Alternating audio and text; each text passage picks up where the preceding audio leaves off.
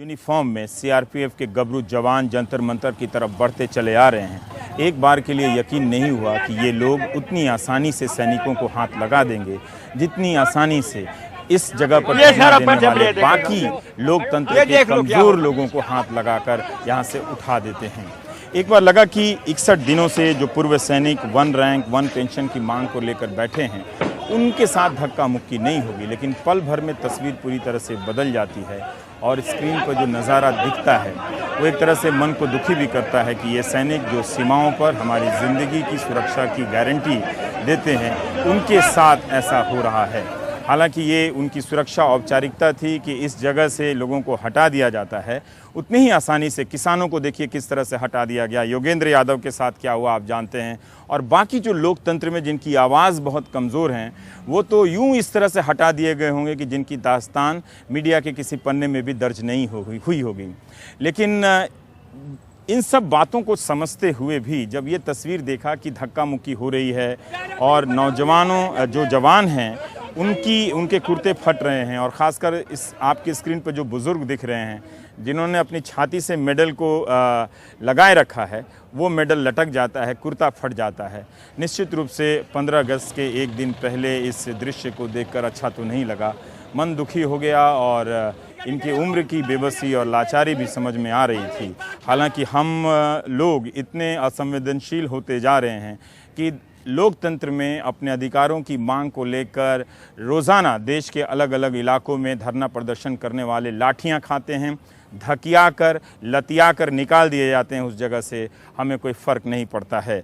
लेकिन कुछ बात है सैनिकों में कि उनके साथ जो हुआ उससे काफ़ी विचलन पैदा हुई और एक तरह से हंगामा भी हुआ। राहुल गांधी यहाँ पहुँचे, अरविंद केजरीवाल ने समर्थन का बयान दिया और राज्यवर्धन राठौर उन्होंने कहा कि सरकार जो है वो 1 रैंक 1 पेंशन के बिल्कुल करीब है। काफ़ी धक्का मुक्की हुई यहाँ पर। यहाँ जो सैनिक जो धरने पर हैं उन्होंने कहा कि हमें किसी राजनीतिक व्यक्ति की या दखलंदाजी की ज़रूरत नहीं है, हम अपनी लड़ाई लड़ रहे हैं। तो ये सब कुछ हो रहा था। इसी बीच ये उम्मीद बन गई कि 15 अगस्त को प्रधानमंत्री लाल किले की प्राचीर से ये महत्वपूर्ण घोषणा कर देंगे। 35 साल से ये लड़ाई चल रही है। 2009-2015 में सुप्रीम कोर्ट ने कहा है कि 1 रैंक 1 पेंशन होना चाहिए। 15 सितंबर 2013 को नरेंद्र मोदी जब रेवाड़ी की रैली में जाते हैं, अपने प्रधानमंत्री के उम्मीदवार के तौर पर राजनीतिक यात्रा शुरू करते हैं, तो पहली चुनावी सभा थी वो 1 रैंक 1 पेंशन के समर्थन में थी और उन्होंने कहा था कि इस पर वाइट पेपर लाना चाहिए। वो वाइट पेपर नहीं आया। उन्होंने कहा था कि इसे हमारी सरकार आते ही लागू कर दिया जाएगा। उसे लेकर ये आंदोलन चल रहा है। अब ये बेसब्री बढ़ती चली जा रही है कि 1.5 साल होने को आए, अब और कितना वक्त और अब और कितना वक्त।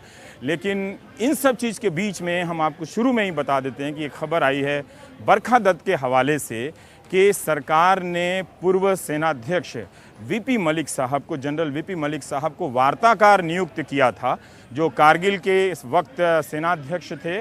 उन्होंने अपने आप को बातचीत से हटा लिया है क्योंकि उन्हें लगता है कि जो सरकार की तरफ से पेशकश हो रही है और जो इनकी मांग है, दोनों में इतना अंतर है कि बातचीत नतीजे पर नहीं पहुंच सकती है। तो ये खबर जो है उस उम्मीद को धुंधली करती है कि लाल किले की प्राचीर से प्रधानमंत्री इस 1 रैंक 1 पेंशन की घोषणा कर देंगे। तो अब हम पहुंच गए हैं उस जगह पे जहां पे बाकी लोग तो हटा दिए गए हैं। बिल्कुल आप देख सकते हैं कि ये खाली हो चुकी है जगह, ये जंतर मंतर की है, लेकिन हमारे पूर्व सैनिक जो हैं वो अभी भी यहाँ पर डटे हुए हैं और दिल्ली पुलिस ने भी अपना फैसला सुना दिया है कि इन लोगों को यहाँ से नहीं हटाया जाएगा। तो हम और बातचीत करेंगे लोगों से यहाँ पे। जी नमस्कार। जी नमस्कार। लाठियाँ खाई हैं हमने आज। लाठियाँ खाई हैं? हाँ, टेंट ले गए, जनरेटर ले गए, पंखे ले गए, पैसे ले गए। हाँ, पैसे भी ले गए। We'll lodge FIR tomorrow. अच्छा, you talk to General Satveer Singh. General Satveer Singh. अच्छा, अगर सरकार में समझदारी होगी तो इस पॉइंट का तवज्जो देंगे और कल हमको हो सकता है, हम ये कह सकते हैं, आशा ही कर सकते हैं कि अच्छा अनाउंसमेंट हो और हम 15 अगस्त को अच्छी तरह से मनाएं। कैसे हैं? कैसे कैसे हैं सर? बढ़िया सर।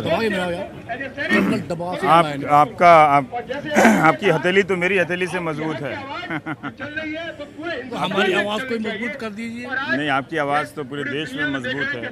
तभी तो देखिए सारे लोगों को हटा दिया गया, सरकार आपको नहीं हटा पाई। तो कुछ तो बात है आप में, है ना? तो वहाँ कहाँ खदेड़ के भगा दिया गया बाकी जो किसान हैं, जो अपनी नौकरियों को लेकर जो मांग कर रहे थे। पर जो सर